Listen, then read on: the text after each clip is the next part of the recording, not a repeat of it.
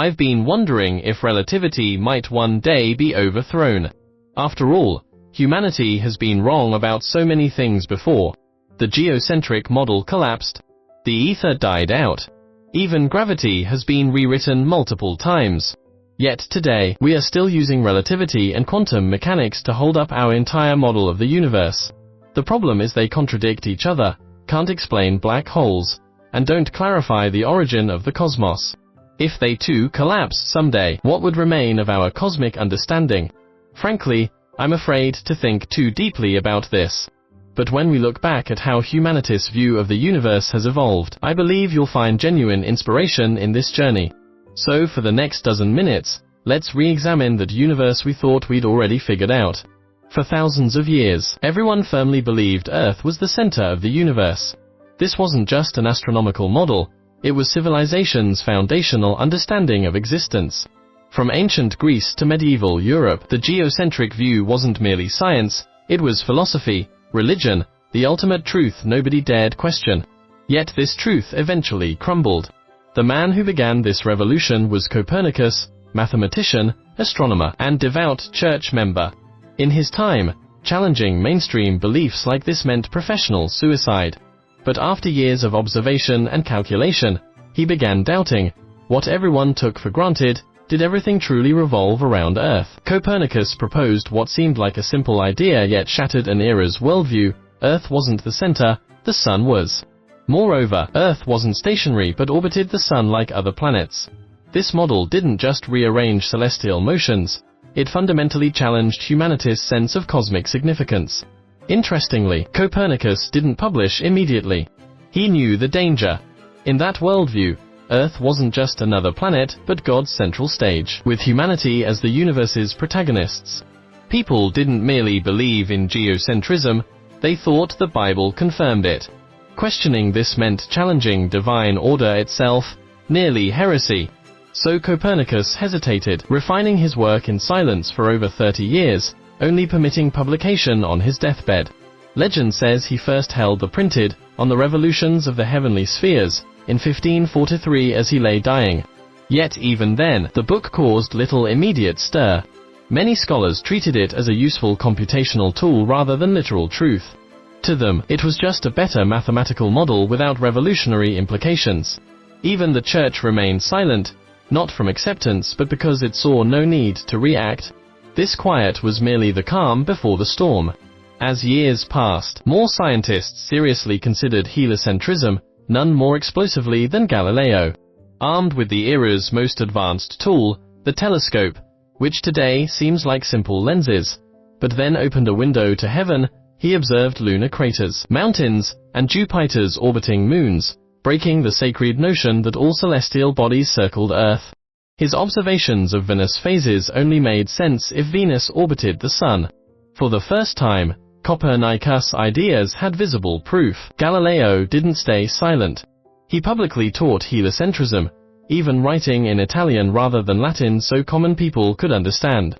He wasn't proposing a theory but declaring a fact, precisely what crossed the church line. In 1616, Catholicism declared heliocentrism heretical, contrary to scripture. Ordered to stop teaching it, Galileo appeared to comply temporarily. By 1632, he published Dialogue Concerning the Two Chief World Systems, thinly veiling his geocentric mockery. The church couldn't tolerate this. Summoned to Rome, Galileo was forced to publicly recant heliocentrism, though legend claims he muttered, "And yet it moves." Afterward, science's quietest yet most powerful rebellion. Though house arrested for life, his telescope had torn a hole in cosmic understanding that could never be resealed. This era also saw Kepler's crucial contributions. Unlike the disruptors, Kepler had no telescope or new cosmic model, making his work more dangerously subtle. Analyzing Tycho Brahe's voluminous data, he sought precise orbital paths but uncovered something revolutionary. Planetary orbits weren't circular, but elliptical. This wasn't just a shape change, it shattered classical cosmology's perfect symmetry. Most critically, this conclusion was irrefutable, matching observations with mathematical precision beyond theological explanation. Kepler formulated 3 laws showing planetary motion followed structure, not divine will. Suddenly, the universe became calculable machinery. The old cosmos needed purpose to function, now it needed only variables. Gods departed, circles vanished, even teleology faded, leaving semimajor axes, periods, velocities, ellipses, emotionless, preference-free logic. Kepler didn't rebel, he made faith irrelevant by proving truth isn't established through overthrow, but by making explanations unnecessary. Then came Newton, not a beginning but a culmination. Earlier doubts about cosmic centrality were cracks. Kepler reduced celestial motion to empirical laws. Galileo's telescope revealed model flaws. But these left unexplained phenomena, not answers. Newton synthesized everything into 3 motion laws, plus 1 critical formula, universal gravitation. Its brilliance lay in uniting heaven and earth within one equation. A falling apple and orbiting planet became the same phenomenon. For the first time, the universe became a self-consistent system, where celestial bodies needed no divine intent, and terrestrial motion required no separate explanation. This framework proved so effective that humanity began mistaking it for reality itself. Everything seemed calculable, predictable, solvable. We developed the illusion that science could fully explain the cosmos, a belief that quietly took root and persisted for 2 centuries. Then came Einstein, standing on giants' shoulders not to overthrow Newton, but to show his world was local. Young Einstein pondered unconventional questions. If light speed is constant, how can time be universal? If light speed constancy holds, our basic concepts, simultaneity, distance, motion, might be fundamentally wrong. This became special relativity's starting point, leading to a shocking conclusion. Time and space aren't absolute but depend on who you are, where you are, how you move. But problems remained. Special relativity addressed velocity but avoided gravity's ancient mystery. Newton called gravity a force acting across space, but this couldn't explain its propagation speed, or how it coexisted with light speed limits. Einstein's crucial insight came from a simple yet profound question: in a closed elevator, could you distinguish between gravitational pull and constant acceleration? If not, gravity and acceleration might be the same phenomenon. This thought experiment seeded general relativity. For 10 years, Einstein worked almost alone, calculating and constructing until proposing a radically new framework. Gravity isn't a force but mass curving spacetime, with objects following the resulting contours. Mass tells spacetime how to curve, curved spacetime tells objects how to move. Suddenly, the universe didn't exist within time and space. Time and space determined how the universe behaved. General relativity wasn't more complex Newtonian physics, but a complete cognitive restructuring. Space could warp, time could accelerate. Reality became observer-dependent. Every measurement didn't just record phenomena but reconstructed reality.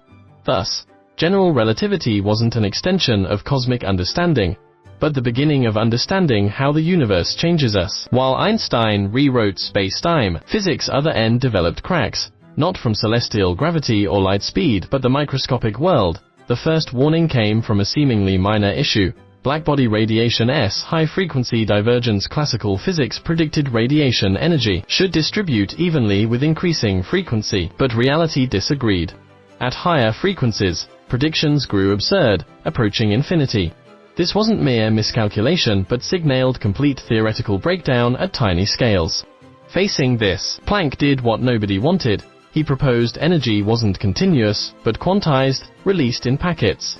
This contradicted Newtonian continuity but salvaged the math. Nobody expected this temporary fix would unlock an entire new world. Suddenly, phenomena went wild. Light behaved as both wave and particle. Electrons didn't orbit nuclei smoothly but jumped. Measuring a particle's position precisely made its momentum blurry. Measurement became participation, not neutral observation. This wasn't model refinement, but complete structural overhaul. The world wasn't as we imagined.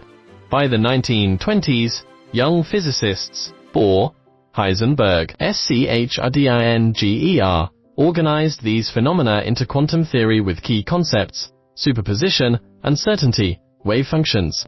These weren't just theoretical terms but a new reality code. The universe still had rules, but it wasn't always comprehensible. Quantum theory didn't oppose relativity, but ultimately conflicted fundamentally with it. One described massive-scale spacetime continuity, the other described minuscule probabilistic jumps. One framed the world geometrically, the other statistically we still can reconcile them. Make sure to hit that subscribe button, give this video a thumbs up, and share it with your friends and family. Thanks a bunch.